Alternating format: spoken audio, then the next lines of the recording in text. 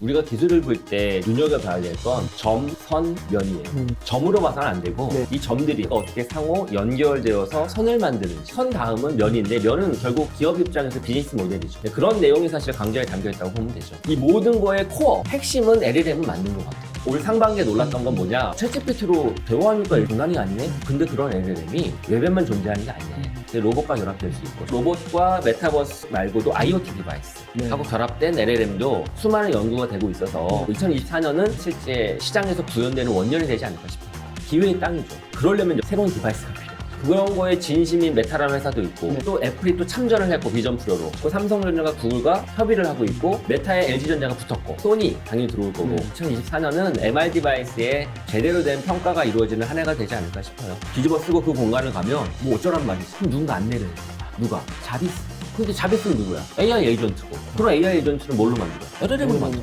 챗GPT가 그렇잖아요. 네. 우리가 개떡같이 말해서 찰떡같이 알아듣잖아요. 네. 그런 놈이 필요한 거예요, 메타버스. 네, 안녕하세요. 티타임즈 홍재 기자입니다. 요새 많은 기업들에서 아마 내년 계획들 열심히 짜고 계실 텐데요. 그래서 여러분들께 정말 유용한 정보를 제공해드리기 위해서 국내 IT 최고의 전문가이신 김지현 작가님을 모셨습니다. 안녕하십니까? 반갑습니다. 안녕하십니까? 네. 디지털 트랜스포메이션부터 해서 AI, 메타버스, 블록체인, NFT, AI. 챗GPT 뭐. 많이 저희랑 달아주셨었잖아요. 그랬죠. 그러다 보니까 아무래도 이제 내년에는 어떤 흐름으로 갈 것이냐. 요게 이제 저희가 궁금했고. IT 트렌드 챙겨드리죠. 2024라고 책도 출간을 했고요. 네. 그리고 강좌도 만들었죠. 그렇죠. 저희 그렇죠. 얼마 전에 열심히 찍었는데 2024년 IT 트렌드 강좌라고 곧 아마 나올 네. 겁니다. 근데 참 이렇게 트렌드를 이야기할 때 그것도 특히 기술 트렌드는 어려운 게 있어요. 새로운 게 너무 빨리 튀어나오잖아요.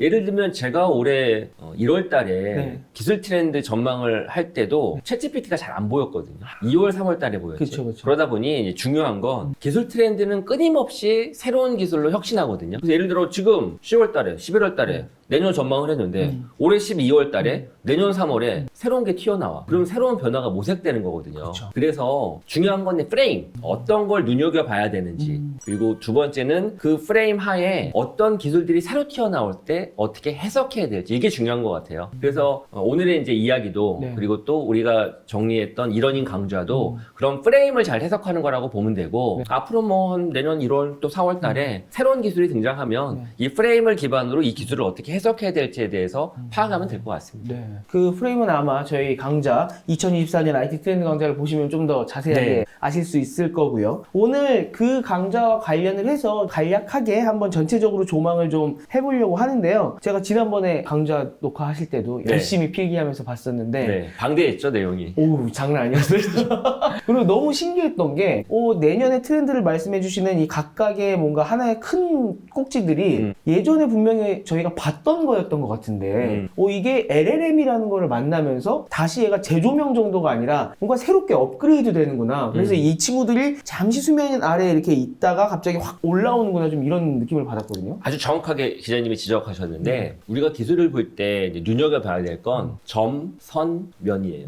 점으로 봐서는 안 되고 네. 이 점들이 즉 기술 키워드가 어떻게 상호 연결되어서 선을 만드는지 네. 그리고 선 다음은 면인데 면은 결국 기업 입장에서 비즈니스 모델이죠. BM 혁신과 고객 경험을 면으로 어떻게 만드는지를 봐야 되거든요. 그런 내용이 사실 강좌에 담겨있다고 보면 되죠. 점들이 예전에 각자 튀어나와서 이렇게 기술로 존재하다가 내년에는 그게 이제 선으로 엮인다라는 맞아요. 느낌으로 말씀을 해주셨던 것 같은데 그게 메타버스, 뭐 블록체인, 스마트홈 이런 주제들이었거든요. 네. 근데 이런 것들은 이제 자세히 강좌에서 따로따로 말씀을 해주실 텐데 네, 그렇죠. 일단 이런 것들의 LLM이 어떻게 생명력을 불어넣어줬는지 그다음에 이 LLM 자체는 내년에 어떻게 진화할 것인지 그걸 좀 한번 여쭤봐야 될 것 같아요. 네, 그러려고 하면 우선 기술을 덩어리로 좀 보자고요. 지난 기술, 네. 뜰 기술. 지난 기술은 뭐죠? 클라우드, 빅데이터, 뭐 AI, 모바일 이런 것들은 다 지난 기술이잖아요. AI도 지난 기술인 건가요?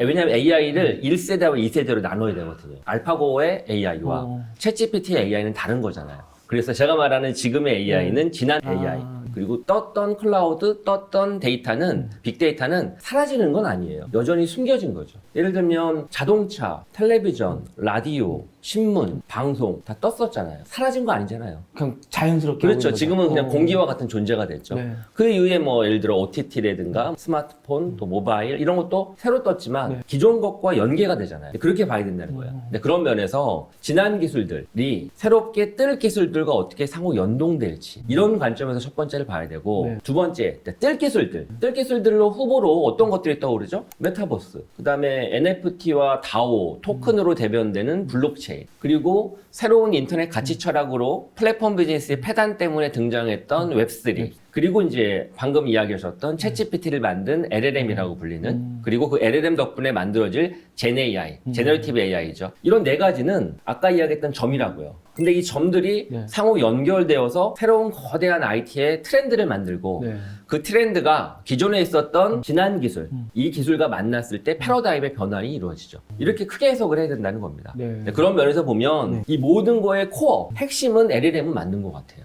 즉 LLM이 클라우드로 연동되고 데이터를 기반으로 더욱더 LLM이 고도화되고 그런 LLM으로 만들어진 Gen AI, 생성형 AI 서비스가 크리에이터 이코노미를 만들고, 근데 그런 크리에이터 이코노미가 발화되는 가장 큰 지점은 기존의 유튜브나 인스타그램도 있겠지만 그보다는 메타버스라고 불리는 더욱더 입체적이고 더욱더 광활한 그런 새로운 세상 속에 크리에이터들이 제너레이티브 AI를 기반으로 해서 다양한 형태의 디지털 오브젝트를 만드는 창작 활동을 하겠죠. 그런 창작 활동을 하는 과정에 그들의 권익과 네. 그들의 저작권과 그들의 수익을 배분해주기 위해서는 웹3의 가치 철학이 필요하고, 네. 그런 가치 철학을 실제 구현하려면 그 메타버스 생태계가 상호 호환과 표준 속에 제대로 된 거버넌스로 공정하게 운영돼야 되고, 실제 열심히 노력한 크리에이터에 대한 저작권을 인정해주고 그들이 실제 만든 창작물이 잘 가치 거래되었을 때 분배를 해줘야 되는, 네. 그때 토큰과 다오와 더 나가서는 NFT 같은 게 쓰이는 거니까 네. 점들이 연결되는 거죠. 기존의 기술들과 함께. 그래서 거대한 패러다임이 2024년도에 펼쳐지는 거죠. 저희가 느끼기에는 원래 메타버스 간 거 아니야? 뭐 이제 블록체인 이제 옛날 거잖아. 아니면은 웹3 같은 경우도 이제 이거 못 하는 거 아니야? 뭐 이게 귀찮은데? 이렇게 생각을 했었는데 이 LLM과 메타버스가 만나면서 뭔가 새로운 생명력들이 쫙 들어가고 있는 거군요. 그렇죠. 기술을 점으로 해석을 하게 되면 그렇게 귀결돼요. 아, 이거는 사람들한테 잊혀졌다. 네. 끝났다라고. 네. 근데 그 기술을 다른 기술과 상호 연동되어서 시너지를 만들면 트렌드가 사실 만들어지거든요. 네. 예를 들면 이렇게 한번 해석해 보자고요. 2010년대 이전에 스마트폰이 있었잖아요. 블랙베리. 예. 있었죠. 네. PDA 폰. 네. PD 저도 썼었는데. 그렇죠. 저도 윈도우 CE가 탑재된 네. 디바이스도 썼었고, 그리고 블랙베리도 썼었고, 블랙베리. 다양한 폰을 썼었는데 그때도 스마트폰 시장이었어요. 그래서 어떤 사람은 스마트폰 시장은 갔다. 왜? PDA 폰 쓰기가 너무 무겁다. 비용이 비싸다. 쓸 앱이 없다. 사용성이 떨어진다. 끝난 거다 했는데 아이폰이 등장하면서 왁 올랐잖아요. 그렇죠. 그러면 아이폰은 처음 나왔을 당시에 사람들한테 호응을 받았느냐? 안 그래요. 1세대 아이폰에 앱스토어가 없었어요. 쓸만한 앱들이 거의 없었거든요. 거의 기존과 비슷한. 맞아요. 네. 맞아요. 게다가 그때 나왔던 1세대 아이폰의 통신망이 뭔지 아세요? 3G였어요. CDMA. 3G 통신망으로 아이폰에 앱스토어도 없는 걸 쓰다 보면 당연히 빈약하다고요. 네. 그럼 그걸 보고 아니 무슨 스마트폰 별거 아니구만. 기존 거랑 형태만 조금 멀티터치로 화면 크게 바뀌었을 뿐 달라진 게 없네 그랬다고. 저 기억나는 게 아이팟에다가 전화기 넣어놨어. 뭐야 맞아, 이게 맞아. 이랬거든요. 그랬죠. 그렇게 평가받았잖아요. 그런데 1년 지나고 2년 지나니까 아이폰 2세대가 나오고 3세대가 나오고 두 번째 앱스토어가 등장하고 세 번째 4G LTE가 등장하고 그러면서 모바일 시대가 개막됐잖아요. 네. 기술을 점으로 보지 말고 선으로 봐야 되는 거죠. 똑같다고요. 챗GPT도 LLM도 GenAI도 그거 하나만 보지 말고 그게 다른 기술과 상호 연동되었을 때 어떤 트렌드가 만들어질지 그렇게 내다봐야죠. 네. 그 관련해서는 이제 어떻게 잘 엮어서 각각을 어떻게 대처해야 되는지 한번 강좌를 좀 봐주시면 좋을 것 같고, 좀 이렇게 맛보기로 여쭤본다고 하면 올해 워낙 LLM이 난리였었으니까 난리였죠. 이게 난리였는데 막상 기업이나 이런 데서는 아직 그렇게 많이 사용하지는 못하고 있잖아요. 네. 이게 아마 내년에는 더 사용될 것 같은 뭐 생각이 들기는 하는데 이 LLM이 내년에 어떻게 성장하고 어떤 폭발력을 갖고 올지 좀 여쭤봐도 될까요? 세 가지로 해석할 수 있어요. 첫 번째, 전통 기업에서 LLM으로 만들어진 Gen AI를 가져다가 우리의 업무 생산성, 일하는 직원들의 더 나은 효율성을 위해서 쓰이는 거. 예를 들어 우리 MS 오피스 다 쓰잖아요. 언제부터 썼죠? MS 오피스를? 오피스요? 워드 뭐 이런 거는 컴퓨터 있을 때부터 2000년도부터. 네. 1990년도에는 있긴 있었지만 거의 안 썼죠. 근데 왜 썼죠? 편하니까. 엑셀 그렇죠, 같은 거 쓰면 계산기 두드리는 것보다 편하고 네. 파워포인트로 이렇게 보고서 작성하면 예전에 그냥 직접 수작업으로 쓰는 것보다 훨씬 나으니까. 네. 그래서 문서 작성하는 것보다 실제 컴퓨터에 있는 워드 프로세서 앱으로 소프트웨어를 작성하면 편하니까. 네. 그래 바꾼 거잖아요. 네. 똑같은 거죠. JNAI로 만들어진 수많은 업무 협업 툴 이런 것들이 편하니까 그냥 바꾸는 거예요. 이렇게 쓰는 거죠, 기업이. 다만 바꾸면 비용이 들거든요. 그래서 ROI가 나올까 이제 의심하는 정도가 있을 뿐이지 아마 상당 부분 그렇게 많이 쓸 거예요. 1번이고요. 2번 부분은 사업을 하는 관점에서 고객들한테 더 나은 경험과 새로운 가치를 만들어내잖아요. 이를 위해서 웹도 운영하고 페이스북도 운영하고 다 다양하잖아요. 네. 혹은 또 고객 상담도 하고 전화로 고객들에게 좀 더 편리하고 더 나은 서비스, 더 품질 좋은 서비스를 만들기 위해서 LLM을 연동시켜서 서비스를 개선하는 데 이용할 수도 있죠. 이게 두 번째. 네. 세 번째는 완전 다른 겁니다. 완전히 LLM 기반의 새로운 사업이죠. 자, 예를 들면 웹에서 있었던 비즈니스, 웹에서 있었던 서비스가 모바일이 등장하면서 그대로 이어지는 네. 앱이 나온 거. 네. 예를 들면 11번가 지마켓 옥션을 썼는데 뭐 쿠팡이 떼거나 혹은 기존에 있었던 웹에 있던 서비스가 그대로 지도 서비스가 들어간다거나 검색 서비스가 들어간다거나 그런 것들이 있잖아요. 네. 근데 아예 새로운 앱도 있죠. 배달의 민족, 티맵 이런 거 없었다고요. 그렇죠. 인스타그램 이런 거 PC 없었잖아요. 새로운 시장이 형성됐잖아요. 자, 그것처럼 네. 세 번째는 LLM 기반의 GenAI 기반의 새로운 신규 서비스와 새로운 사업 혁신이 이루어지는 거죠. 세 번째가 사실 기회의 땅이죠. 근데 이제 그러려면 여러 가지 조건들이 필요해요. 예를 들어 저는 사실 1세대 AI는 산업이라 보지 않았어요. 그냥 솔루션이지, 그냥 서비스지 네. 이렇게 봤거든요. 네. 산업이라고 하면 무릇 거대한 규모로 생태계가 형성되고 플랫폼이 형성되는 게 산업이잖아요. 그렇죠. 근데 AI는 그냥 기존에 있었던 사업을 좀 더 효율화시켜주고 비효율을 제거해주는 거 정도였지 AI 자체로 신규 사업을 하는 건 기존에 있었던 사업자들에게 솔루션으로 제공하는 IT 기업, SI 기업들인 거지 네. 이거 자체가 막 산업으로 성장하지는 않았어요. 사업일 뿐이지. 네. 그런데 LLM 기반의 AI는 좀 다른 것 같아요. 들여다보니까. 왜? 산업 같아. 뭐 때문에? 생태계가 만들어지니까. 생태계가 만들어진다는 건 AI 기반의 비즈니스 모델과 AI로 돈 벌 수 있는 사업 혁신이 이루어질 때 가능한 거거든요. 마치 모바일이 그랬던 것처럼 웹이 그랬던 것처럼. 그러면 웹과 모바일을 보면 웹으로 인해서 커머스 유통시장 바뀌었고 컨텐트 미디어 시장 바뀌었고 커뮤니케이션 바뀌었고 커뮤니티 바뀌었고 수많은 게 바뀌었잖아요. 네. 그러면서 웹 안에 수많은 비즈니스 모델이 들어와가지고 거대한 생태계가 형성됐잖아요. 네. 물론 그런 생태계를 위해서 컴퓨터도 등장했고 컴퓨터에 들어가는 반도체 칩셋도 들어갔고 그걸 위해 초고속 인터넷망도 들어가고 운영체제 들어가고 이랬잖아요. 네. 스마트폰도 똑같아요. 모바일도 똑같아요. 모바일도 수많은 앱들이 들어와서 수많은 사업 혁신이 이루어졌잖아요. 스타트업들이 생기고. 맞아요. 네. 특히 우버와 같은 뭐 카카오티와 같은 교통산업에 혁신을 주기도 하고 배달 산업에 혁신을 주기도 하고 또 에어비앤비처럼 숙박 산업에 혁신을 주기도 하고 네. 핀테크 이런 쪽은 금융 산업에 혁신을 주잖아요. 그런 거는 모바일이 다양한 형태의 산업에 영향을 준 거거든요. 네. 그러니까 그거 하나 자체가 산업이 된 거죠. 그런 모바일 산업이 되기 위해서 스마트폰이 등장했고 스마트폰 안에 들어가는 수많은 또 칩셋들이 등장하고 그리고 이걸 위한 무선 통신망이 있었던 거잖아요. 네. LLM도 비슷한 것 같아요. LLM도 그냥 기존 AI와 달리 LLM을 위해서 LLM이 다른 산업에 혁신을 주는 거죠. GenAI로 새로운 형태의 신규 비즈니스 모델이 만들어지고 그러려고 하면 웹이 그랬던 것처럼 모바일이 그랬던 것처럼 새로운 디바이스가 필요하죠. 물론 LLM이 웹에서 쓸 수 있고 스마트폰 앱도 쓸 수 있어요. 네. 근데 그 정도가 되면 생태계의 뭐 어떤 플랫폼화 될 수 있는 규모가 좀 작죠. 뭔가 새로운 혁신 같지는 않네요. 그러니까요. 기술로 들어가는 딱 느낌인 그겁니다. 거지. 예. 라디오와 TV는 다르죠. PC와 TV도 다르고. 네. 왜? 새로운 디바이스 때문에 그러거든요. 디바이스가 새로 생성되면 그 디바이스 기반의 새로운 생태계가 마련되거든요. 근데 이제 제가 생각하는 2024년도의 중요한 트렌드 중에 하나는 LLM이 그저 PC나 스마트폰에서 우리가 접하는 용도를 벗어나서 그것도 물론 있죠. 근데 그걸 벗어나서 새로운 디바이스와 결합되었을 때 더욱더 시너지가 나고 그 규모가 산업 정도 규모로 커지고 새로운 패러다임이 만들어져서 새로운 생태계가 완성되어서 새로운 비즈니스 모델의 혁신이 이루어질 것 같다는 거예요. 그렇게 들여다봐야 되는 거죠. 세 번째 관점. 즉 다시 정리하면 네. 첫 번째, 기업이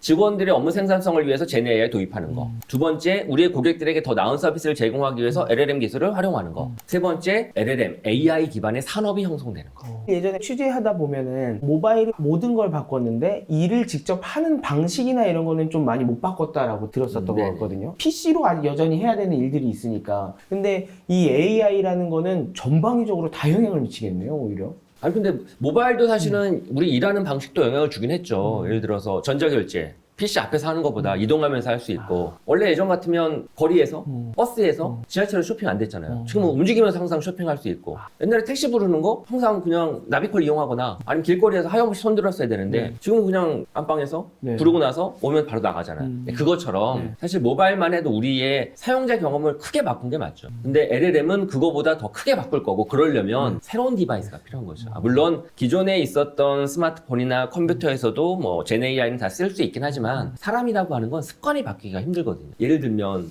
프랑스 레스토랑 이런 데 가게 되면 포크를 쓰잖아요. 젓가락 안 쓰잖아요.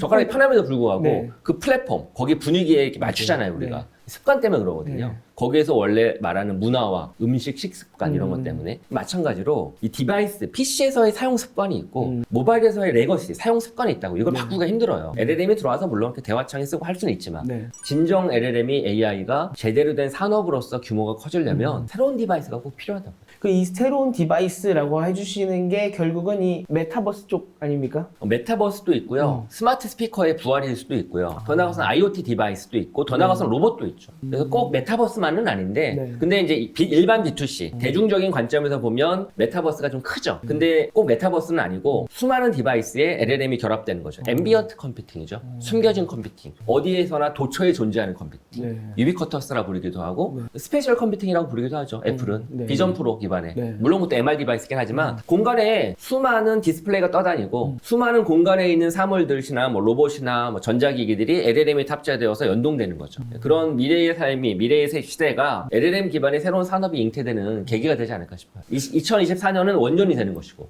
그런 면에서 그러니까 올해는 맛배기였다고 하면 내년부터는 그렇죠. 산업이 정말로 이렇게 확 올라가는 시작이 된다는 거죠. 맞아요. 그러니까 올해 2024년도에 우리가 와, 올 상반기에 놀랐던 건 뭐냐? 와, 챗GPT로 대화하니까 예전에는 AI가 이것밖에 못했는데 이거저거 다 잘하네. 근데 뭐 인간만큼은 아니었는데 문제 푸는 것도 이렇게부터 시작해가지고 검색 대신해주고 이런 게 장난이 아니네. 올해 하반기에 조금씩 느끼고 있는 건 근데 그런 LLM이 웹에만 존재하는 게 아니네. 그냥 가상 공간 속에만 있는 게 아니네. 로봇과 결합될 수 있고 실제 구글의 파미가 로봇과 연동되고 있고 네. 그리고 또 테슬라의 옵티머스라고 하는 휴머노id 로봇이 테슬라의 그 앨런 머스크가 만든 XAI라고 하는 LLM 회사 네. 그쪽과 또 결합이 되고 또 더 나가서는 오픈 AI 그들이 투자했던 회사 중에 하나가 휴머노id 로봇 회사에 투자했거든요. 네. 예, 그렇게 로봇이 LLM과 결합되고 메타의 샘 같은 경우 네. 세그먼트 애니싱 모델 같은 경우엔 주변에 있는 사물들을 우리 눈보다 더 정확하게 분할해서 잘 인식하거든요. 네. 이건 메타버스를 위한 사실은 LLM이라고 봐도 돼요. 그리고 더 나아가서는 로봇과 메타버스 속 말고도 IoT 디바이스 네. 하고 결합된 LLM도 수많은 연구가 되고 있어서 아마 이제 올 하반기에는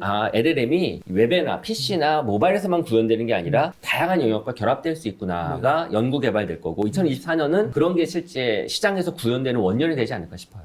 로봇 아니면 뭐 IoT 이런 좀 자세한 거는 또 이제 강좌에서 더 달아주셨고요. 네네. 예, 그게 이제 곧 나갈 거고 요거를 다 하면은 그게 분량이 너무 커서 오늘 다 할 수는 네. 없으니까 제일 많이 궁금해하실 만한 게 메타버스 쪽은 정말 너무 크게 붐이 일어났다가 거의 지금 수면 밑으로 내려가는 게 아닌가 싶을 정도로 근데 이게 지금 LLM과 같이 결합을 하면서 그다음에 뭐 디바이스랑 결합을 하면서 다시 뜰 수 있다는 지금 이 희망을 듣다 보니까 얘가 그러면 예전이랑 어떤 다른 메타버스인 건지는 꼭 여쭤봐야 될 것 같습니다. 그러니까 이제 메타버스에 대해서 우리가 환상을 가졌던 건 네. 두 부류가 있어요. 첫 번째 부류는 뭐냐면 이제 디바이스에 대한 환상. 오큘러스 퀘스트 그 이전에 구글 글라스부터 시작해서 뒤집어쓰면 새로운 세상이 펼쳐지는 정말 그런 꿈의 공간. 근데 그 디바이스가 너무 무겁네. 머리가 어지럽네. 가격이 비싸네. 쓸만한 앱이 없네. 이런 거에 대한 후회 그리고 너무 큰 기대를 했는데 환상이네 라고 이제 평가절하는 게 1번이 있고 2번은 좀 달라요. 2번은 이렇게 뒤집어쓰는 메타버스가 아니라 이제 제페토라든가 뭐 이프랜드라든가 아니면은 뭐 로블록스, 뭐 포트나이트 우리가 일반적으로 쓰는 컴퓨터에서 스마트폰에서 쓰는 앱이고 웹 서비스인데 거기에 메타버스가 구현되었는데 처음에는 뭐 재미도 있고 막 게임처럼 왔다 갔다 하는 줄 알았는데 그리고 거기서 막 졸업식도 하고 막 입학식도 하고 그랬는데 심지어 사회적 거리두기 막 이러니까 근데 지금 다시 또 엔데믹 시대에서 다시 돌아오니까 회의도 줌으로 안 하는데 이제는 굳이? 그렇게 된 거죠. 그래서 전자와 후자를 발라낼 필요가 있어요. 후자는 저는 맞다고 봐요. 후자는. 후자는 맞다고 보신다는 게 그건 없다, 시장이. 그 세컨드 라이프. 네. 그거 없잖아요. 네, 네. 예. 그러니까 거의 게임으로서만 이제 존재하는 거고. 네, 저는 그렇게 봅니다. 이게 새로운 산업이나 이렇게 보기에는 좀 아니다. 어렵다. 저는 예전부터 그렇게 생각했거든요. 네. 후자는. 근데 전자는 다르다고. 전자 이 MR 디바이스는 다르죠. 새로운 디바이스잖아요. 새로운 체험이고 다만 디바이스가 못 따라와 주는 거죠. 라이크 아이폰 이전의 블랙베리처럼 그런 거죠. 그때도 제가 아까 말씀드린 PDA 쓰면서 네. 재밌긴 한데 이거 뭐 우리 일반적인 아내한테 주거나 애들한테 주면 뭐야 이거 어디다 써? 제 거 산 제 PDA는요 2시간에 한 번 충전이 방전되면은 초기화 됐어요. 저는 제이텔의 셀빅을 처음 썼거든요. PDA를 판팔렛도 썼지만 네. 정말 어쨌든 그것도 네. 그 당시에 저야 얼리 어답터니까 좋아했는데 일반인들 쓸 수가 맞아요. 없었어요. 맞아요. 느리고 네. 뭐 깜빡깜빡거리고 안정성이 너무 떨어지고 그랬으니까. 근데 그게 바로 지금 MR 디바이스의 현황이라고 생각해요. 그래서 MR 디바이스가 시장이 없다 이게 아니라 네. 엄청 빨리 극복되고 있거든요. 그리고 그런 거에 진심인 메타라는 회사도 있고 네. 그걸 또 애플이 또 참전을 했고 비전 프로로 가만히 있지 않고 삼성전자가 구글과 협의를 하고 있고 메타에 LG전자가 붙었고 이런 게 논의가 되고 있는 와중에 소니 당연히 들어올 거고 네. 스마트폰 시장에서 사라졌던 HTC가 어쨌든 바이브라고 하는 모델로 또 열심히 하고 있고 그러면서 2024년은 MR 디바이스에 제대로 된 평가가 이루어지는 한 해가 되지 않을까 싶어요. 근데 그런 메타버스의 가장 큰 어려움은 뭐였느냐? 네. 저는 컴퓨터를 언제부터 썼냐면 1993년도부터 본격적으로 쓰기 시작했거든요. 네. 근데 그 당시 컴퓨터는 도스 운영체제였는데 이 학원에 가서 배워야 돼요. 컴퓨터를 사용하려면 학원에 가야 되는데 뭐 이건 마치 텔레비전 사용하는데도 학원 가서 배워야 돼요. 똑같다고요. 그쵸. 누가 써요? 맞아요. 요즘 애들은 그냥 스마트폰 던져주면 알아서 다 쓰잖아요. 그쵸. 이걸 왜 그러죠? 쉬우니까. 뭐 때문에 쉬운 거죠? OS, 그러니까 하드웨어와 사람을 중개하는 중간에 있는 유저 인터페이스인 OS가 쉬우니까. 그래서 그런 거예요. 그래서 사용자 경험이 편리해진 거거든요. 자, 메타버스 마찬가지예요. 메타버스 이 MR 디바이스 아까 뭐 제가 하드웨어적인 것만 얘기했는데 좋아. 하드웨어가 다 해결이 됐어. 안경 같아. 딱 썼더니 어지럽지도 않고 막 오랫동안 쓰고 막 볼 것도 많아. 근데 이제 거기서 안경을 꼈는데 새로운 세상이 펼쳐진 거잖아요. 우리가 사는 현실 공간 속에 디지털이 아규멘티드 되어가지고 쫙 같이 결합되어서 보여줄 수도 있고 아니면 순수한 진짜 레디 플레이어 원처럼 진짜 가상인데 막 공간이 막 있고 막 여기 막 사물들이 막 떠다니고 막 아바타가 있고 막 그렇다 쳐봐요. 자, 그 공간에 내가 딱 덩그러니 있으면 똑같아요. 이 오프라인 속에 있는 공간처럼 저는 이제 여기 티타임즈 몇 번 왔기 때문에 낯설지가 않거든요. 좀 올라오고 스튜디오 오나 딱 앉으면 된다고. 근데 만약 제가 기자님이 저기 미국 라스베가스에 어디 이상한 데 떨어져가지고 거기 컨퍼런스장에 가가지고 이렇게 담화를 난다 생각해보세요. 어지럽잖아요. 이거 어디지? 그럼요. 이거 네. 공간도 어색하고 어디로 이번에 가야 돼? CS 갈 때도 그랬어요. 그렇죠. 그러니까 똑같아요. 화장실이 어디지? 안내를 해줘야 되는 누구도 없잖아요. 그쵸. 메타버스가 다 그래요.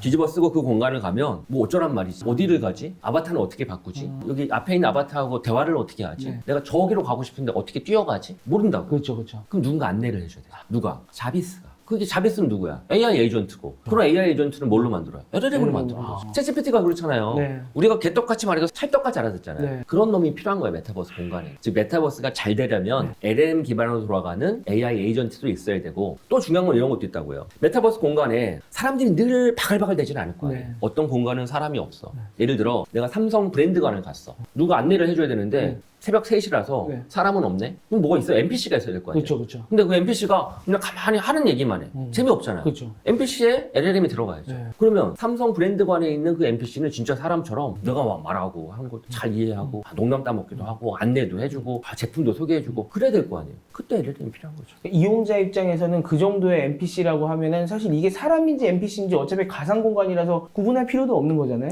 그렇죠. 구분할 필요도 없고 내가 필요로 하는 정보만 안내를 제대로 해주기만 하면 되는 거예요, 사실. 그러다 보니까 예전에 메타버스에 없던 요소 때문에 메타버스가 이만큼까지 올라갈 수 없었다고 하면 이제 기기의 힘과 그 다음에 또 NPC나 이런 메타버스 세상으로 끌어들이는 그 새로운 기술의 힘, 이 두 가지가 결합이 되면서 이전과는 전혀 다른 메타버스의 경험을 이용자들한테 주는 거거든요. 맞아요. 그래서 점과 점의 기술, LLM과 더 나아가서 메타버스, MR 디바이스를 기반으로 한 이 두 가지가 따로 놀 게 아니라 같이 결합되었을 때 시너지가 나는 거죠. 이 메타버스가 또 어떻게 앞으로 흘러갈지에 대해서는 좀 더 이제 자세한 설명을 한번 강좌를 참고를 해주시고요. 저희가 여기서 다 할 수가 없기 때문에 여쭤볼 게 또 여러 가지가 있습니다.